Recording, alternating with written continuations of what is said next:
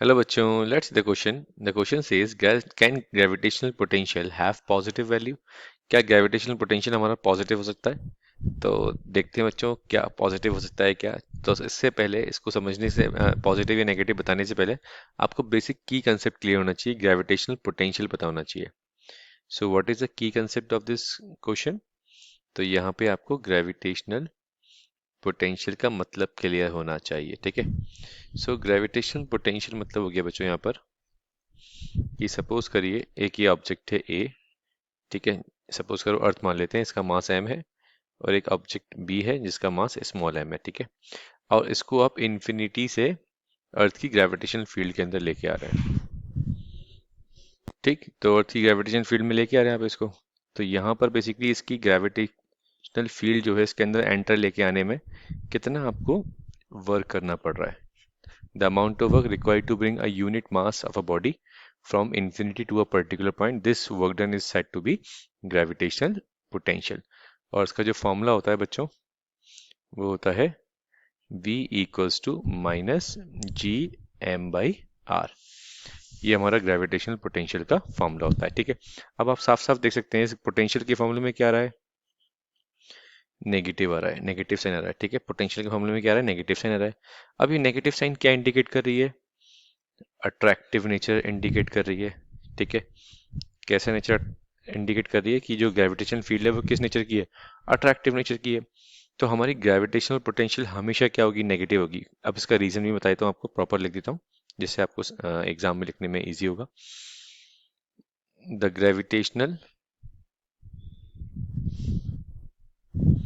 Potential, the gravitational potential is always negative, is always negative with sufficient, with sufficient kinetic energy, with sufficient kinetic energy or speed you escape the planet, escape the planet। अब suppose करो अगर आपकी gravitational field positive हो जाती, suppose कर रहे हैं अभी हम, if the gravitational potential were positive, if the gravitational potential were positive, were positive, then there will be no bound system, there would be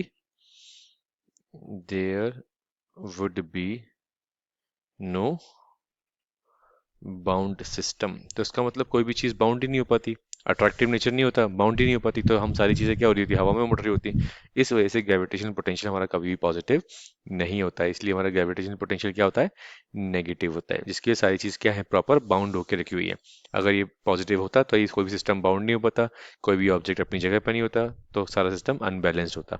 तो ग्रेविटेशनल पोटेंशियल हमेशा क्या होगा बच्चों, नेगेटिव होगा। That's why gravitational potential is always negative, gravitational potential is always negative, ठीक। So this is the answer of this question. तो positive तो नहीं होगा, ठीक है, हमेशा नेगेटिव होगा। So this is the answer of this question. I hope you understood well. Best of luck बच्चों।